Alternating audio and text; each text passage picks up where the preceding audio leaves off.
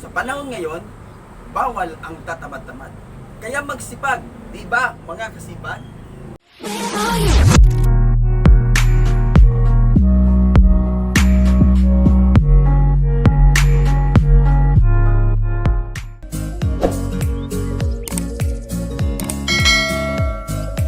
Ngayon naman po ay tatalakayin natin ang isang makabagong paraan sa pagtatanim. At ito ay tinatawag natin na hydroponics. Ano po ba ang hydroponics? Pero bago yan, tatalakayin muna natin yung 4 na elemento na siyang kailangan natin sa pagtatanim. Siyempre, meron tayong tanim, meron tayong lupa, meron tayong tubig na pandilig, at meron tayong sikat ng araw. Okay. Sa hydroponics po, ay tatanggalin po natin yung lupa. O, tama po, 3 na lang po. Meron na lang tayong tanim, meron tayong tubig, at sikat ng araw. Paano po yon? Okay. Yan po ay dahil sa tinatawag natin na SNAP solution. Meron tayong SNAP E at SNAP B. Na siyang, ito po ay ginawa ng mga eksperto sa paghahalaman upang tayo ay makapag-alaga ng tanim o ng halaman na hindi na kailangan ng lupa. At ang SNAP solution po ay kumpleto na po sa mga sangkap na tinatawag natin na NPK na siyang kailangan ng halaman o ng tanim sa paglago at pagbunga. Okay? N sa nitrogen, P sa phosphorus, at K sa potassium. Ang SNAP solution po ay pwede po natin ngayon mabibili sa online tulad ng Lazada at ng Shopee. Okay, narito po ang mga kagamitan at paraan sa paggawa ng hydroponics. Sana panunin po ninyo at sana mag-enjoy po kayo.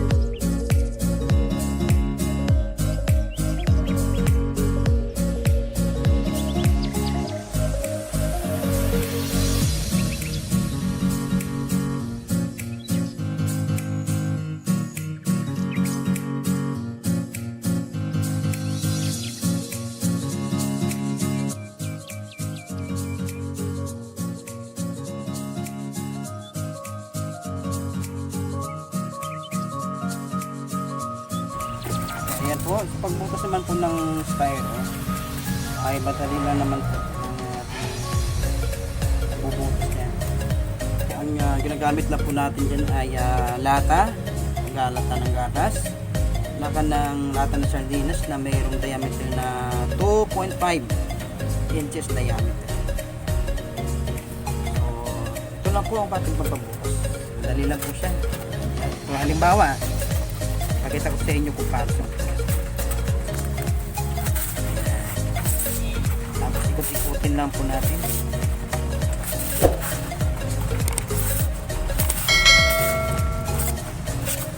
Nakita nyo po, bukas na. Ayan po. So, lata lang po ang ating pambutas ng ating styro. Ngayon naman ay ipapakita ko sa inyo kung paano butasan yung ating PVC na tool. So gamit ko po is electric drill at meron pa akong pambutas na 2.5 inches ang diameter niya. Ang pagitan po ng butas na ating gagawin ay 8 inches kasi doon na tayo magpapalago. So kailangan 8 inches ang pagitan ng ating butas. Kung magtatanong po kayo kung pwede ang 6 inches, 5, 7, 4, depende po sa inyo kung ano po ang inyong gusto na distansya ng butas. Kasi nga kapag malalaki na kasi yung ating mga litos, nagsisigipan po yan. Kapag gusto mo yung quantity, iksian mo lang po yung distansya niya. Pero kapag quality, kailangan mo po ay 8 inches. Ito naman po ang pinaka, or depende po sa inyo kung ano ang inyong pinakatipo na gustong gamitin na butas. Okay, ito na po. Gamit na ating barina, bubutasan na natin.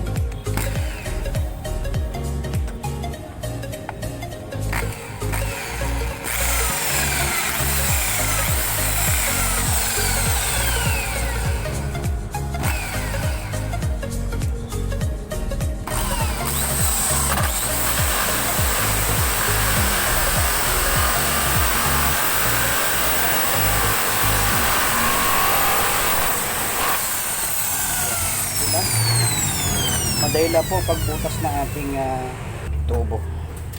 Okay, sa dulo pa.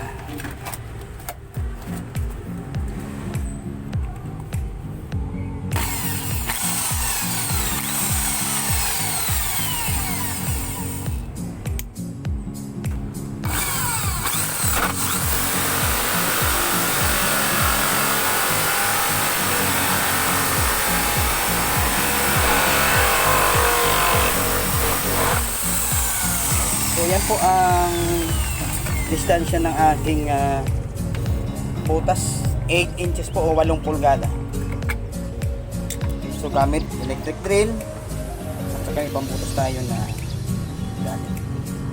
At sa pagbutas naman po ng ating styro cup, ang gamit ko po ay soldering iron. Ayan po, pinapainit ko lang po ito at saka ayan po, madali na sa malusaw yung ating po ang pagbukas ng ating styro cup. Ngayon po ay papakita ko sa inyo kung paano pong paglagay ng kukupit. Itong kukupit po ay gawa po ito sa balat ng niyog. At ito po ang mainam na gagamitin sa hydroponics. Okay, so ganito po ang lagay natin. So dapat po nakahiwa-hiwalay po ang lahat ng himla. Kasi minsan yung iba po nito ay namumuo. Kaya hiwa-hiwalay po natin. Okay, so yung lalagay lang po natin ay ayan po, 3/4. Saka natin siya ayan. So kailangan po ay 3/4 lang siya ang ating ilalagay na kukupit. Okay, ayan po.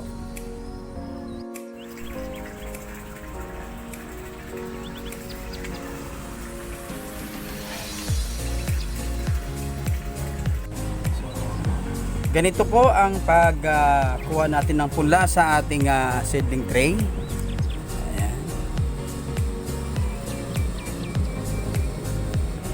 Ayan. Yung mga malalaki ang unahin natin. Dahil ito po ay ayan. So kasama po ang kanyang ugat. Ayan po. Kita nyo yung mga ugat ng ating punla na litos. Ayan. Saka po sa natin itanim doon sa ating styro cup. So ngayon po ay ililipat na natin yung ating punla sa ating styro cup. Ayan. Siguraduhin po na ang ating kukupit ay nababot na po sa ating solution.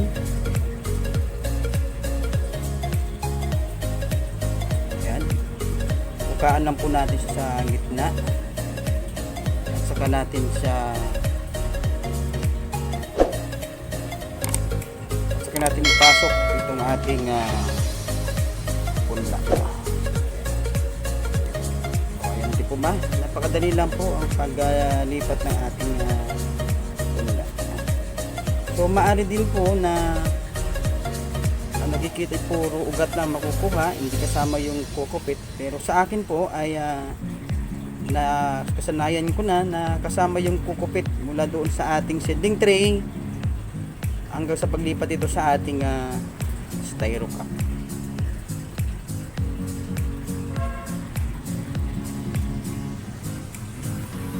At ang ating punla po ay dapat ito po ay 10 hanggang 15 araw. Yan po ang gulang ng ating punla na ating nililipat sa ating styro cup. At dapat po gawin po natin ito ng dahan-dahan. At tandaan po na ang mainam po na paglipat ng ating mga punla ay sa hapon po mula alas 4 hanggang sa palumubog na yung araw para hindi mainit at saka hindi malanta yung ating mga punla. Ito po ay ready na po itong ilagay sa ating styro box. Ito po yung nakita po ninyo, ito po ay ang aking hardening stage. Okay, dito po ako nagpapaugat ng aking mga punlang dito hanggang sa lumampas ang ugat sa butas ng ating styro cup, o ito yung tinatawag po namin na hardening bago ilipat sa, pero pag nakita po ninyo na marami na siyang ugat, so ito po ay kahit hindi na siya i-hardening, ito po ay didiretso na natin sa ating tube kung saan natin palalakihin ang ating mga alagang litos. Yung buto po na gamit ko rito ay pwede kang bumili yung Ramgo na palagi natin makikita sa mga SM, sa National Bookstore. Pwede rin pong gamitin yun. Ipupunla po natin yun ng maramihan, o tinatawag namin na broadcasting. Sa online meron din po tayo mabibili na mga buto, at pwede rin kayo mamili doon kung yun to ba ay germinized na o pelletized na. Kasi ang pelletized po, ito ay mayroon na siyang balot na parang clay na madali na siyang itanim sa ating mga seedling tray.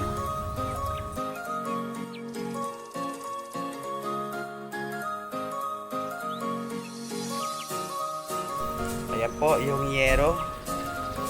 Pangatlong araw po ang ating paggawa. Ayan po. Okay na yung frame.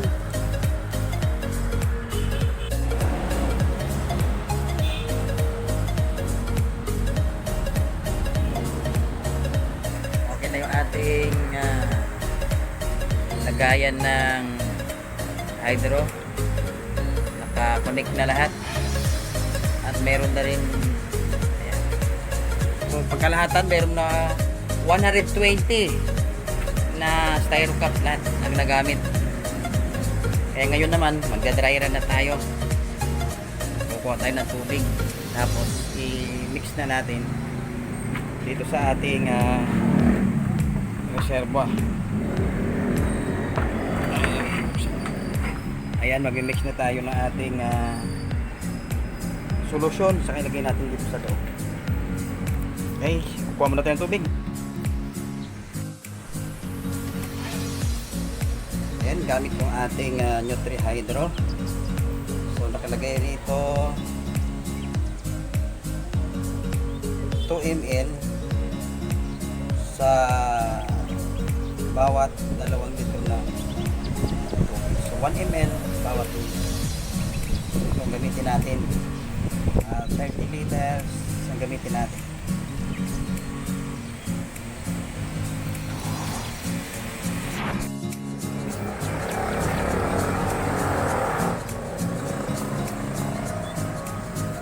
Ayan po ang ating tanim na katatransfer lang natin. 2 araw na to ngayon.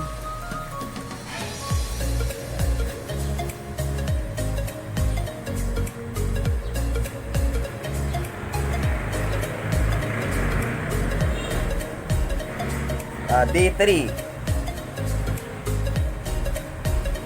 Ang 3 araw na nailipat mo ating punla na litos. Ayan. Day 3. Ganyan na siya.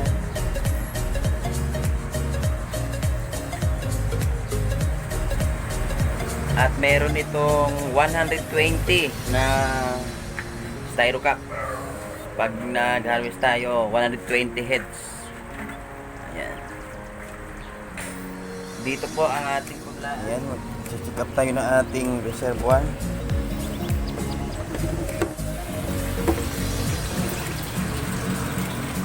Ayan yung reservoir natin. Ayan yung ating tubig. Yung intake natin.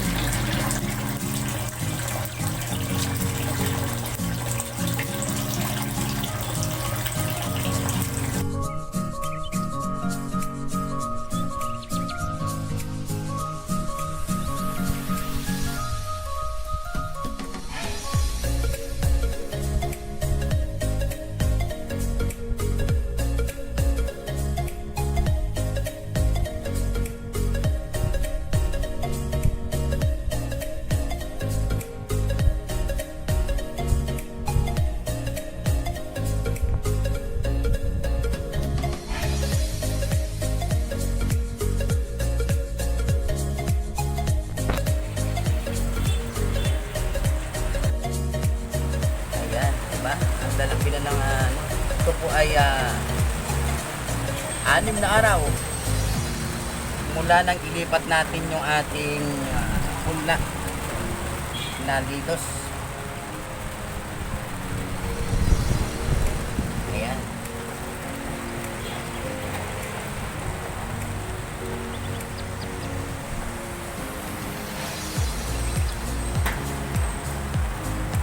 Ito po ibang variety naman.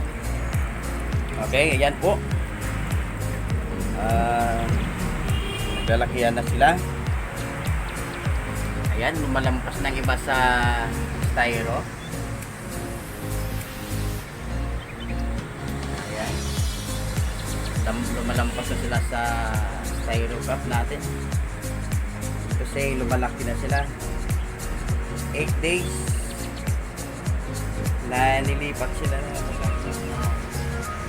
sa taas natin. Ayan po, lumalampas na rin.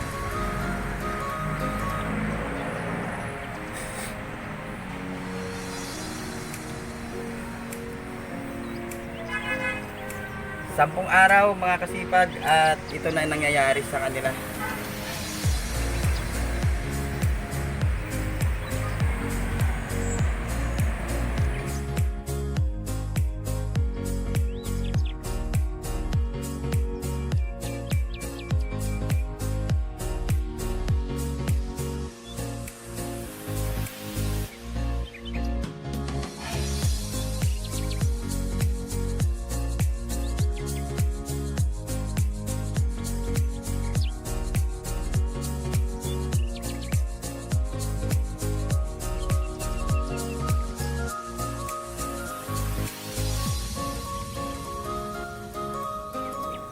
Okay, good morning mga kasipag.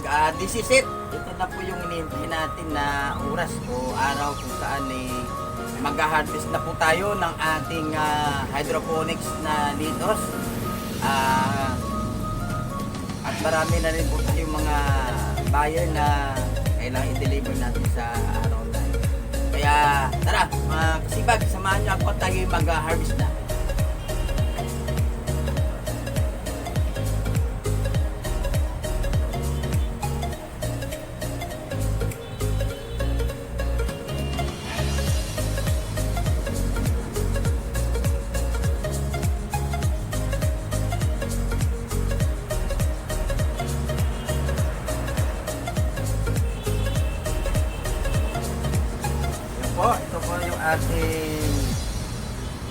i-harvest ngayon na litos. Ayan. Ayan po. O, di po ba?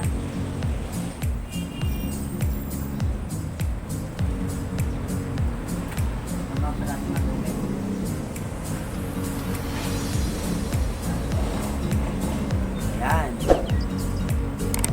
Ito po yung ating litos na i-harvest ngayon.